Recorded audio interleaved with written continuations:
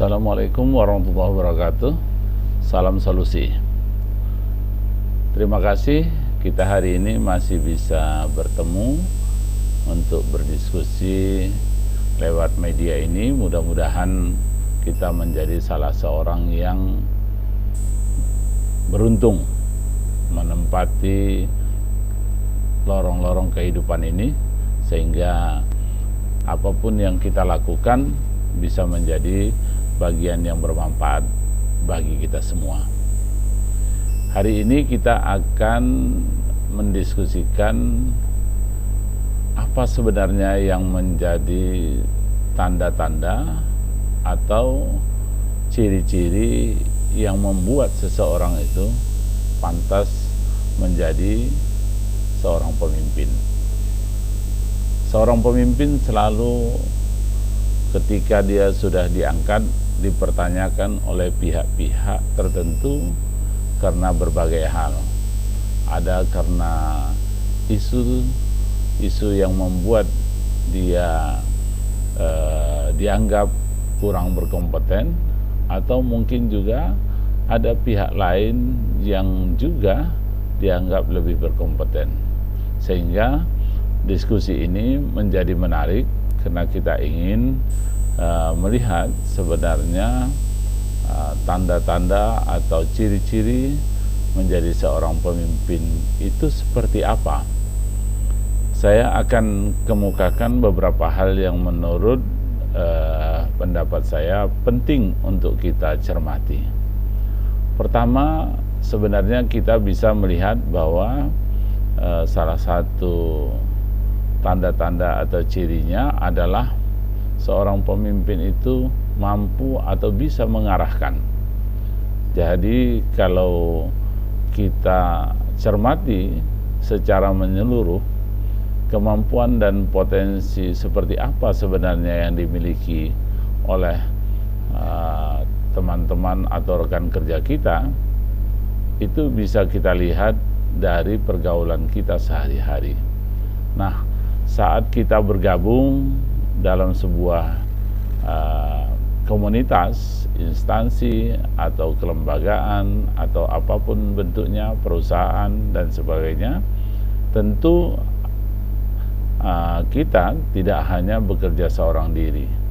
Nah, ini juga kita bertemu dengan berbagai watak serta sikap orang-orang yang di sekitar kita, itu sangat berbeda dengan apa yang kita lihat di tempat yang berbeda pula.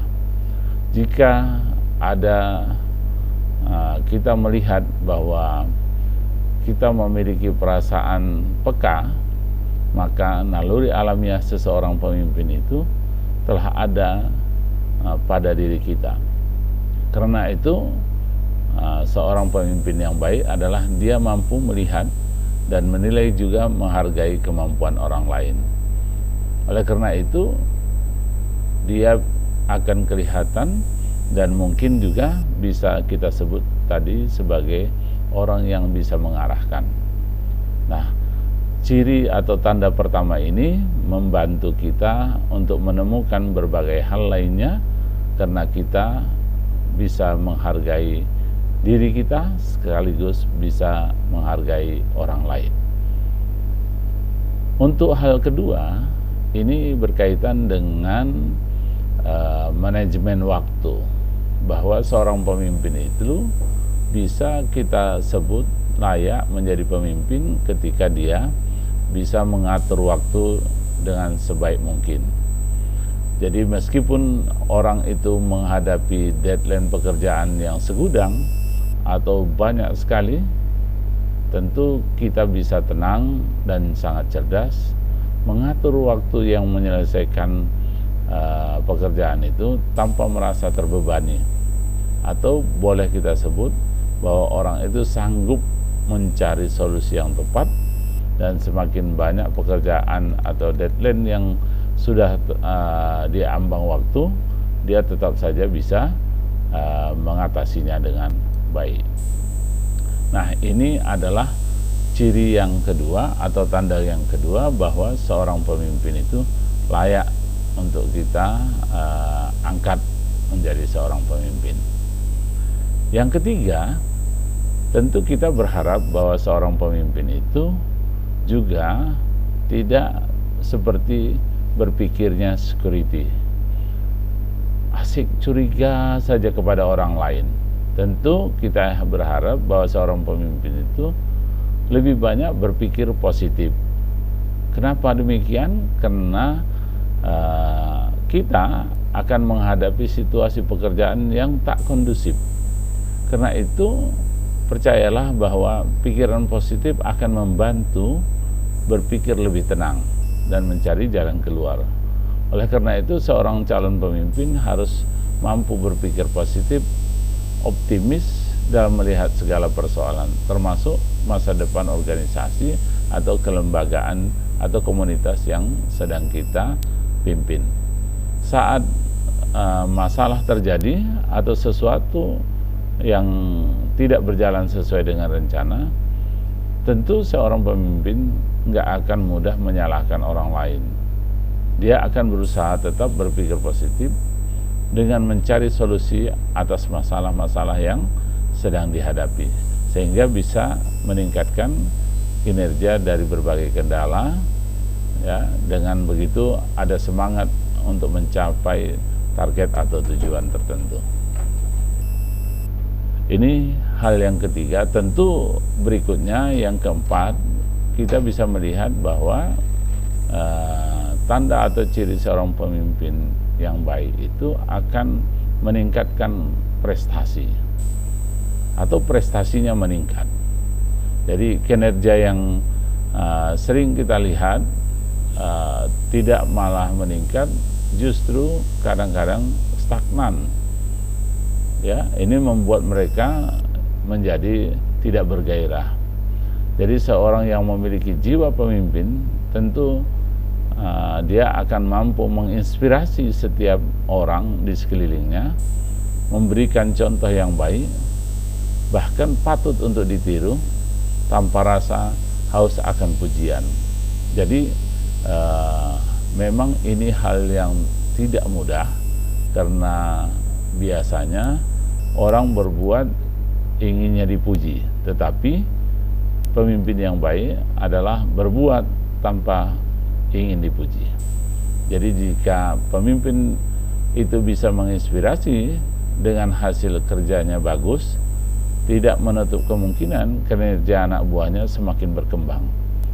Dan ini menjadi hal capaian yang bisa dibanggakan buat tim yang dipimpinnya.